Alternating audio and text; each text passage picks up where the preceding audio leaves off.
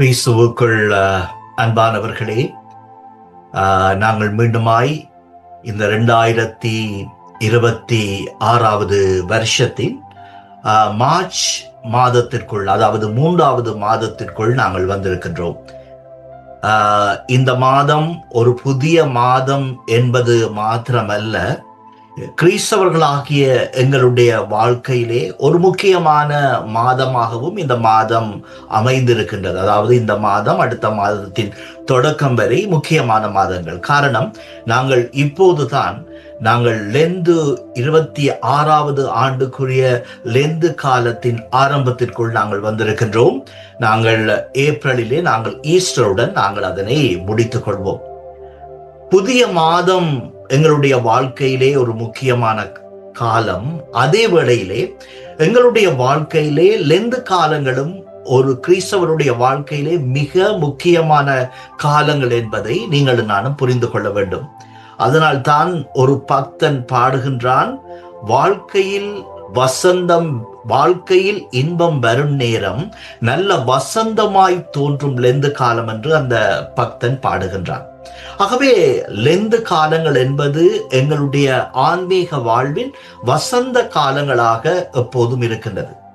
இந்த புதிய மாதத்திலும் இந்த லெந்து காலத்திலும் இந்த லெந்து காலங்கள் எங்களுடைய வாழ்க்கையிலே ஒரு புதிய வாய்ப்பை தருகின்றது. அதாவது, ஒருவேளை கடந்த மாதத்திலே அல்லாவிட்டால் கடந்த காலங்களிலே எங்களுடைய ஆன்மீக வாழ்விலே நாங்கள் தவறு இருந்தால், அந்த ஆன்மீக வாழ்வை நாங்கள் புதுப்பித்து ஆண்டவரோடு நாங்கள் மேலும் ஒன்றித்து வாழ்வதற்கு இந்த லெந்து காலங்கள் எங்களுக்கு உதவி செய்கின்றது.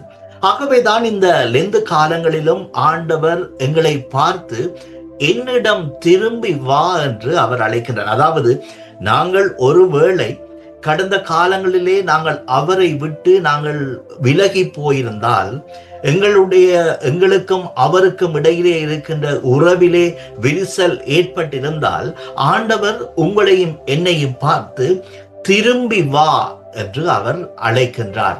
ஆகவே முதலாவதாக இந்த லெந்து காலங்கள் ஆழமான மனம் திரும்புதலுக்கும் எங்களது உள்ளங்களை ஆராய்ந்து பார்ப்பதற்கும் என்னையும் உங்களையும் அழைக்கின்றது. 139வது சங்கீதம் 23வது வசனத்தை பார்க்கின்ற போது அந்த வசனம் இவ்வாறு சொல்லுகின்றது, தேவனே என்னை ஆராய்ந்து என் இருதயத்தை அறிந்து கொள்ளும். தேவனே என்னை ஆராய்ந்து என் இருதயத்தை அறிந்து கொள்ளும். இது 139வது சங்கீதம் 23வது வசனம். அதாவது, இந்த சங்கீதத்தை பாடிய அடியவன் ஆண்டவரை நோக்கி கேட்கின்றான், ஆண்டவரே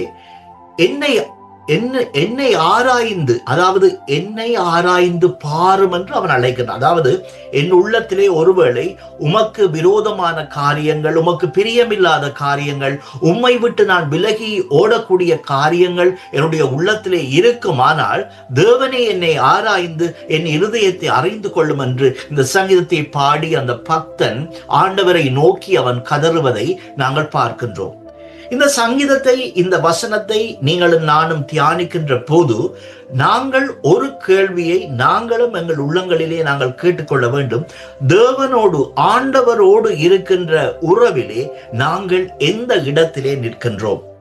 நாங்கள் ஒவ்வொருவரும் ஆண்டவரோடு உறவில் இருக்கின்றோம், இது உண்மையான காரியம். நாங்கள் ஒவ்வொருவரும் எங்களுடைய வாழ்க்கையிலே இயேசு கிறிஸ்து தான் எங்கள் சொந்த இரட்சகர், எங்கள் சொந்த மீட்பர், எங்கள் சொந்த ஆண்டவர், எங்கள் சொந்த கடவுள், எங்கள் சொந்த இறைவன் என்பதை நீங்களும் நானும் உணர்ந்திருக்கின்றோம், அதை விசுவாசிக்கின்றோம். ஆனாலும் இந்த நாட்களிலே கேட்டு பார்க்க வேண்டிய ஒரு முக்கியமான கேள்வி, ஆண்டவருடனான அந்த உறவிலே நாங்கள் எந்த இடத்திலே நிற்கின்றோம்? ஆண்டவரோடு நெருக்கமான உறவிலே இருக்கின்றோமா?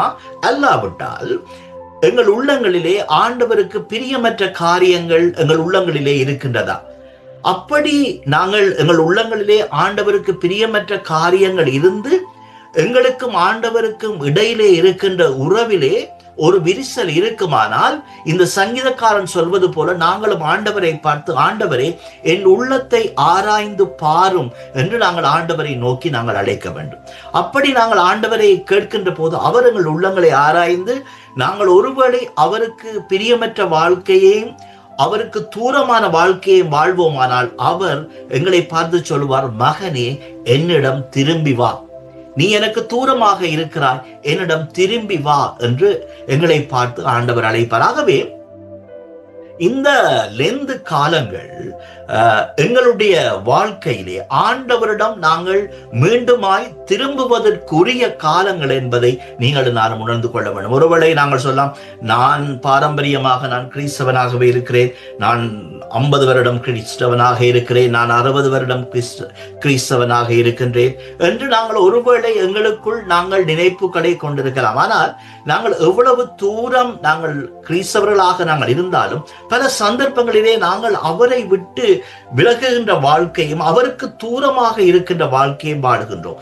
அதனை சரி செய்து கொள்வதற்காகவே இந்த லெந்து காலங்கள் எங்களுக்கு தரப்பட்டிருக்கின்றன. இரண்டாவதாக நாங்கள் பார்க்கின்ற போது லெந்து காலங்கள் சிலுவையை நோக்கிய ஒரு பயணம். மத்தேயு 16ஆம் அதிகாரம் 24வது வசனத்தை நாங்கள் வாசிக்கின்ற போது அந்த வசனம் இவ்வாறு சொல்கிறது, ஒருவன் என்னை பின்பற்றி வர விரும்பினால் அவன் தன்னைத்தான் வெறுத்து தன் சிலுவையை எடுத்துக்கொண்டு என்னை பின்பற்றி வர கடவன். அதாவது ஒருவர் நாங்கள் உண்மையாகவே ஆண்டவரை நாங்கள் பின்பற்ற விரும்பினால் எங்களுடைய வாழ்க்கையில் இருக்கின்ற பல காரியங்களை ஆண்டவருக்காக தியாகம் செய்வதற்கு ஆயத்தமாக இருக்க வேண்டும். அது ஒருவேளை எங்களுக்கு மிகவும் பிடித்தமான காரியங்களாக இருக்கலாம், ஒருவேளை நாங்கள் மிகவும் விரும்புகின்ற காரியங்களாக இருக்கலாம், அது ஒருவேளை எங்களது நீண்ட நாள் ஆசையாக இருக்கலாம். ஆனால் அவை ஆண்டவருக்கு பிரியமற்ற காரியங்கள் என்று நாங்கள் நினைக்கின்ற போது ஆண்டவருக்காக அந்த காரியங்களை நாங்கள் விட்டுவிட ஆயத்தமாக இருக்க வேண்டும். அதுதான் நாங்கள் சுமக்கின்ற சிலுவை. நாங்கள் எங்களுடைய வாழ்க்கையிலே எங்களுக்கு விருப்பமுள்ள காரியங்கள் என்று நினைப்பது ஆண்டவருக்கு விருப்பமில்லாத காரியங்கள் என்று நாங்கள் நினைக்கின்ற போது அந்த காரியங்களை ஆண்டவருக்காக நாங்கள் விட்டுவிட ஆயத்தமாக இருக்க வேண்டும். ஆகவேதான் இந்த வசனம் ஒருவன் என்னை பின்பற்ற வர விரும்பினால் தன்னைத்தான் வெறுத்து தன் சிலுவையை எடுத்துக்கொண்டு என்னை பின்பற்றி வர கடவன் என்று இந்த வசனங்கள் சொல்லுகின்றன.